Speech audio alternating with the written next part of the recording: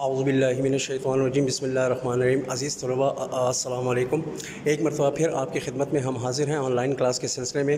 آج ہم اپنا نیا عنوان شروع کریں گے جو کہ ایک مضمون ہے، اور مضمون شروع کرنے سے پہلے میں آپ کو یہ بتاتا چلوں کہ ڈاکٹر وحید قریشی کا یہ جو مضمون ہے اس سے سب سے پہلے میں آپ کی خدمت میں یہ عرض کر دوں کہ مضمون کی بنیادی طور پر تعریف کیا بنتی ہے۔ تو آپ کو اپنی اسکرین پر مضمون کی لکھی ہوئی تعریف جو ہے وہ نظر آ رہی ہوگی۔ تو سب سے پہلے میں اسی تعریف کے حوالے سے میں بات کرتا چلوں۔ کسی متعین موضوع پر اپنے خیالات اور جذبات و احساسات کا تحریری اظہار مضمون کہلاتا ہے۔ متعین کا مطلب ہے مقرر کیا ہوا، یعنی پہلے سے سوچا ہوا۔ تو چونکہ ہم چھوٹی جماعتوں میں کسی بھی عنوان پر کسی بھی موضوع کے اوپر ہم مضمون لکھتے چلے آئے ہیں، تو وجہ اس کی صرف یہی بنتی ہے کہ ہم نے پہلے سے سوچا ہوا ہوتا ہے کہ کس موضوع پر کس انداز میں کتنا مضمون لکھنا ہے، 10 لائنوں کا لکھنا ہے، 4 پیراگراف کا لکھنا ہے، یا سرخیوں کے ساتھ لکھنا ہے۔ تو پہلے سے آپ نے اس کو سوچا ہوا ہو تو تب کہیں جا کے اس کا سلسلے سے سلسلہ جڑتا جاتا ہے اور انسان کے ذہن میں نئے نئے خیالات آتے رہتے ہیں۔ تو مضمون کے لیے موضوع کی کوئی قید نہیں ہوتی۔ تو کسی بھی موضوع کے اوپر آپ اپنے ذہن کو پہلے سے تیار رکھیں۔ اس کے لیے موضوع کا کوئی خاص مقدار نہیں ہے، موضوع کا کوئی خاص ہونا ضروری نہیں ہے۔ آپ کسی بھی موضوع کے اوپر آپ اپنے خیالات اور جذبات کا اظہار کر سکتے ہیں۔ مثال کے اوپر موسم بہار کے اوپر لکھ سکتے ہیں، میرا اسکول جو ہے اس کے اوپر لکھ سکتے ہیں، میرا وطن جو ہے اس کے حوالے سے آپ اپنے خیالات اور جذبات کا اظہار کر سکتے ہیں۔ موسم گرما کی تعطیلات کے حوالے سے آپ اپنی گفتگو کا آغاز کر سکتے ہیں۔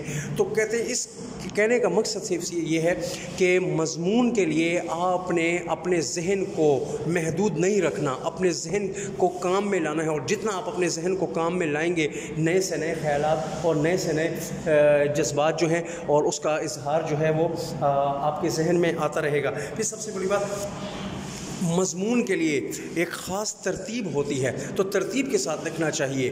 بے ترتیبی جو ہے وہ مضمون کے مواد کو بالکل پھیکا بنا دیتی ہے، اور ترتیب جتنی بھی اچھی ہوگی، تو مثال کے طور پہ اگر موسم بہار پہ ہیں تو موسم بہار کے لحاظ سے آپ اپنے ذہن کو اس انداز سے تیار کریں کہ ہر جملہ یا ہر سرخی جو ہے وہ ایک دوسرے کے ساتھ زنجیر کی کڑیوں کی طرح سے جڑی ہوئی نظر آئے۔ ہر مضمون کے لیے نظم و ضبط، توازن اور تناسب بہت ضروری ہوتا ہے۔ تو ہر مضمون کے لیے ترتیب، اس کا سلسلہ اور الفاظ کا چناؤ اور جملے سے جملہ جو ہے ملتا ہوا ہمیں نظر آتا ہے۔ تو یہ ترتیب جو بنتی ہے، تو مضمون میں ان تمام چیزوں کا ہم نے خیال رکھنا ہے، اور یہی وہ سب سے بہترین چیز ہے کہ پڑھنے والے کے دل و دماغ کے اوپر ایک اچھا تاثر جاتا ہے کہ لکھنے والے نے کتنی اچھی ترتیب کے ساتھ اور کتنے اچھے خیالات اور جذبات اور ان الفاظ کے چناؤ کے ساتھ مضمون لکھا ہے، لہٰذا پڑھنے والا جو ہے وہ خوش ہوتا ہے۔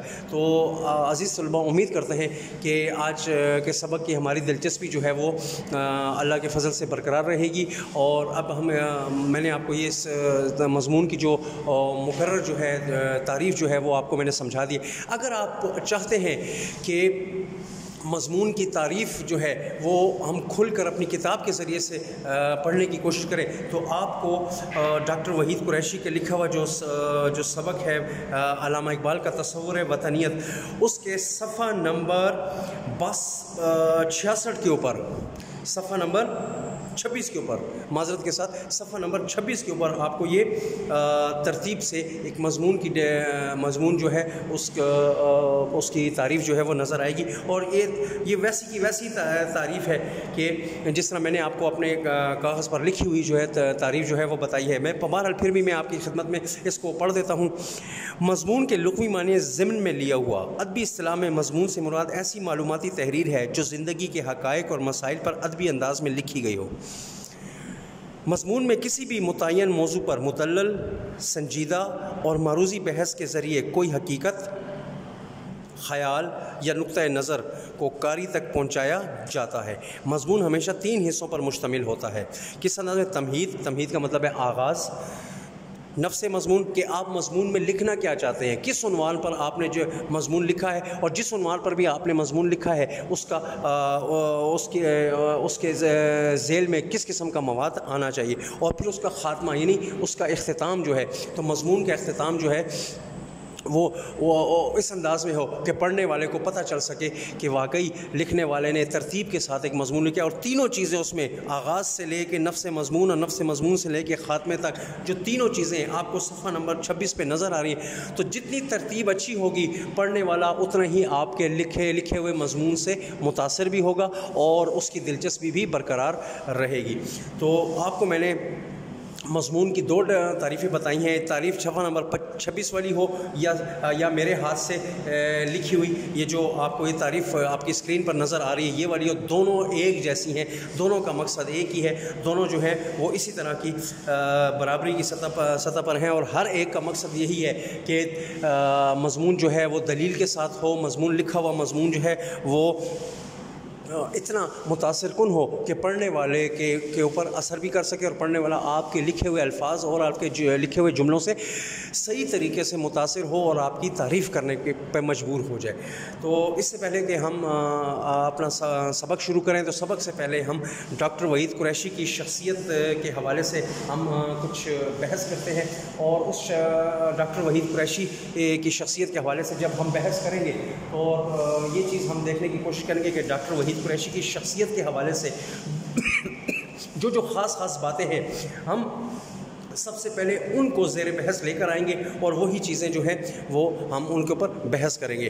تو سب سے پہلے ہم ڈاکٹر وحید قریشی کی شخصیت کے حوالے سے جو چیدہ خاص باتیں ہیں آپ کی اسکرین پر آپ کو انشاءاللہ نظر آئیں گی ابھی، اور پیارے بچوں آپ کی دلچسپی مجھے تھوڑی سی چاہیے۔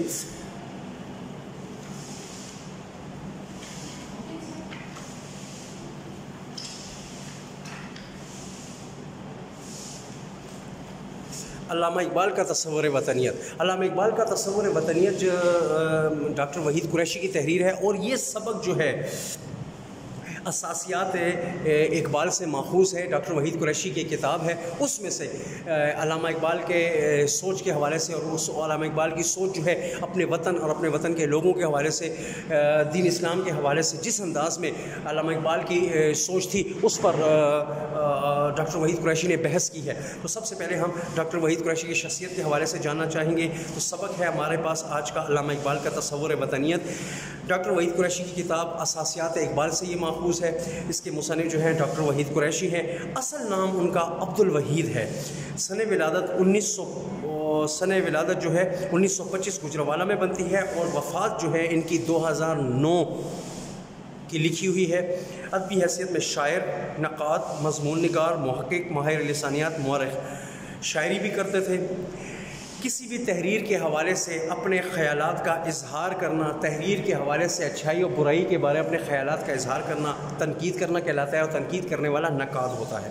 مضمون نگار کسی بھی موضوع کے اوپر معلوماتی اپنے خیالات کا اظہار کرنا جو ہے وہ مضمون کہلاتا ہے، اور یہی تعریف جو ہے میں نے آپ کو ابھی کچھ لمحہ پہلے آپ کو میں نے بتائی ہے۔ محقق کا مطلب ہے تحقیق کرنے والا، کسی بھی چیز یا کسی بھی شخصیت یا کسی بھی موضوع کی تہ تک پہنچنے کے لیے ہمیں تحقیق کرنی پڑتی ہے، اور تحقیق کرنے والا محقق کہلاتا ہے۔ ماہر لسانیات، لسان زبان کو کہتے ہیں، زبان کے ماہر یعنی وہ مختلف زبانوں کے اوپر بحث کرنے میں اتنی مہارت رکھتے تھے کہ انہیں ماہر لسانیات سمجھا گیا۔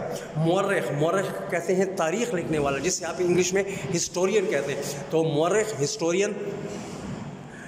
حکومتی اعزاز اقبال ایوارڈ 2003، تو علامہ اقبال کے حوالے سے ڈاکٹر وحید قریشی کی تحقیق اتنی زبردست ہے کہ حکومت پاکستان نے ان کی تحقیق سے متاثر ہو کر 2003 میں اقبال ایوارڈ جو ہے ان کو اعزاز دیا۔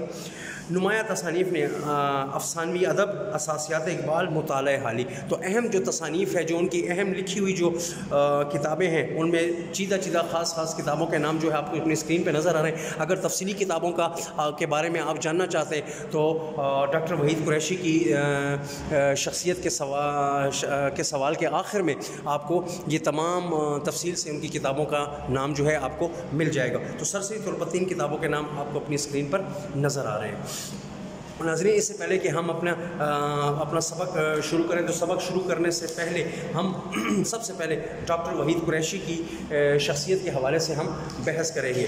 ڈاکٹر وحید قریشی آپ کی کتاب کا صفحہ نمبر 20 پر مکمل طور پر آپ کو یہ نظر آئے گا، اور اس حوالے سے ہم ڈاکٹر وحید قریشی کی شخصیت کے حوالے سے ہم جاننے کی کوشش کریں گے۔ ڈاکٹر وحید قریشی، ولادت 1925، وفات 2009۔ یہ پہلے بھی میں آپ کو بتا چکا ہوں، اب چونکہ صفحہ نمبر 20 کے آغاز میں ہی لکھا ہوا ہے تو وہاں بھی آپ یہ دیکھ سکتے ہیں۔ ڈاکٹر وحید قریشی کا اصل نام عبد الوحید تھا۔ ان کے والد عبد اللطیف قریشی گوجرانوالہ کے رہنے والے تھے۔ ڈاکٹر صاحب نے گوجرانوالہ میں تعلیم پائی، شاعری میں صوفی غلام مصطفیٰ تبسم سے صلاح لیتے رہے۔ وہ بطور پروفیسر، بطور ڈائریکٹر اقبال اکیڈمی کے صدر نشین مقتدرہ قومی زبان اسلام آباد، سربراہ مجلس ترقی ادب اور سربراہ ایک قائد اعظم لائبریری لاہور جیسے ذمہ دار عہدوں پر مدتوں تک خدمات انجام دیتے رہے۔ تخلیقی میدان میں انہوں نے کارہائے نمایاں انجام دیے۔ تحقیق میں انہوں نے استدلالی انداز اپنایا۔ وہ ایک محقق، نقاد، مورخ، ماہر لسانیات، ماہر ثقافت اور کالم نگار تھے۔ ان کی ہمت جہد شخصیت جہد مسلسل کی ایک داستان ہے۔ انہوں نے منطقی انداز میں حقائق کی تلاش کا طریقہ اختیار کیا۔ وہ پرگوش شاعر بھی تھے۔ شاعری میں ان کے 3 مجموعے الوا، نقد جان، ڈھلتی عمر کے نوحے منظر عام پر آ چکے ہیں۔ نثر میں انہوں نے نظریہ پاکستان، قائد اعظم اور پاکستانی معاشرے کے حوالے سے کئی کتب تصنیف کی۔ اقبالیات پر ان کی گراں قدر خدمات کا اعتراف کرتے ہوئے حکومت پاکستان نے 2003 میں انہیں اقبال ایوارڈ سے نوازا۔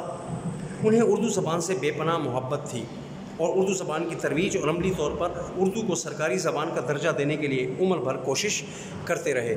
تو بچوں، میں نے آپ کے سامنے ڈاکٹر وحید قریشی شخصیت کے حوالے سے جو چند لائنیں جو ہیں وہ میں نے پڑھی ہیں۔ ابھی میں نے اس کے اوپر تفصیلی بحث کرنی ہے، اور تفصیلی بحث جو ہے انشاءاللہ آپ کو اپنے کلاس لیکچر میں ملے گی۔ میں آپ کو مشکل الفاظ کے معنی بھی بتاؤں گا، میں آپ کے سامنے اس کو ایکسپلین بھی کروں گا، اور ایکسپلین کرنے کے بعد ڈاکٹر وحید قریشی کا لکھا ہوا مضمون جو ہے علامہ اقبال کا تصور وطنیت، انشاءاللہ اس کی بھی وضاحت تفصیل کے ساتھ کر دی جائے گی۔ بہت شکریہ۔